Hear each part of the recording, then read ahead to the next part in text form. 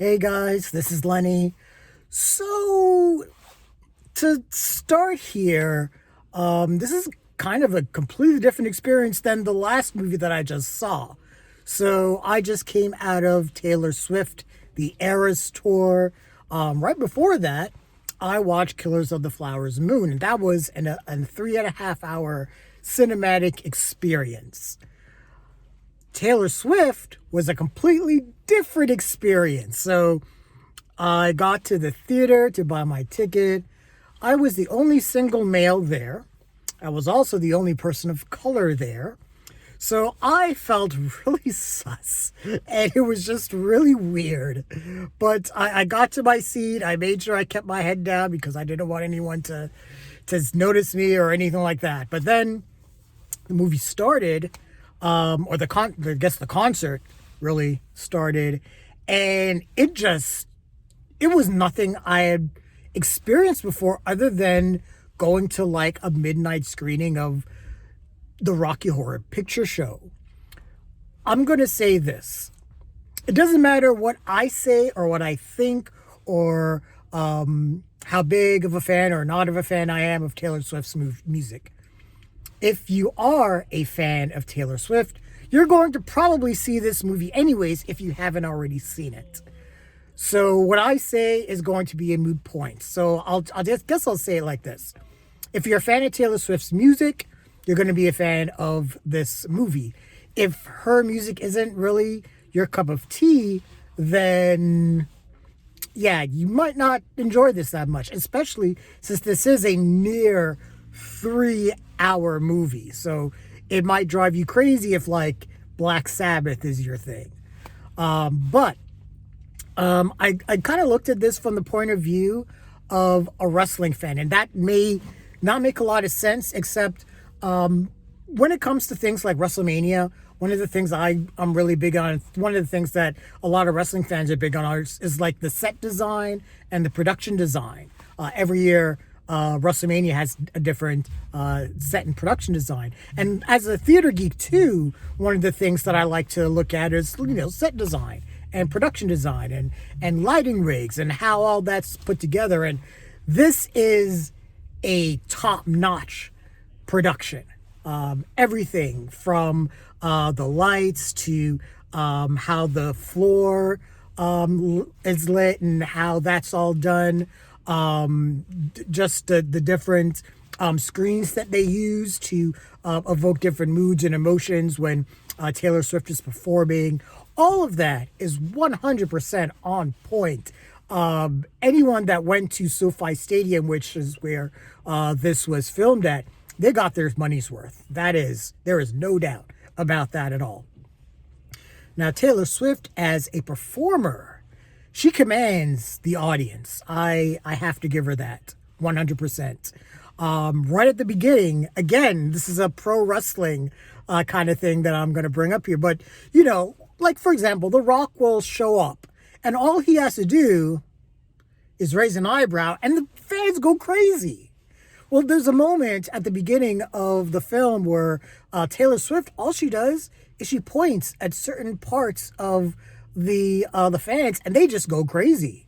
It's very, very rare people have a control of their audience like that, and I can't deny, the fan base that Taylor Swift has are passionate, they're loyal, and they're rabid. And that is going to bring me to, yeah, man. I want to say it was when she got into, I can't remember which one of her songs it was. I think it was Style. I think she got into Style, and people just started going crazy. Love Story was the first song I heard that I could hear people like in the audience, singing away. By the way, this was a packed crowd. It felt like a quarter of Windsor was here to see this concert movie. But yeah, I think it was Love Story. Taylor Swift did, and I think that's where I started to hear smatterings of people singing. But yeah, she got into some other songs. When those 808s, when that bass kicked in for a couple of her songs, people just went crazy, and it was like being at a concert. So, if you are allergic to 13-year-old girls screaming every 5 minutes, this is not going to be the movie for you. But if you're fine with that and you're there to take up, all of the music from Taylor Swift, you're going to have a great time. One more thing too, even though Taylor Swift isn't my cup of tea personally in terms of music, I know some of her music and some of her discography, but she's not going to be someone I'm going to, put on my Spotify playlist.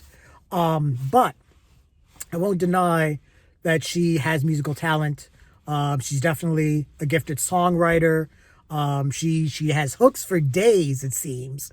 And her music just seems to emotionally connect with her fans. And again, even if I'm not a fan of hers per se, I can't deny the impact that she has to her fans. So anyone that went to see this movie that is a fan of hers, I'm sure they had a great time.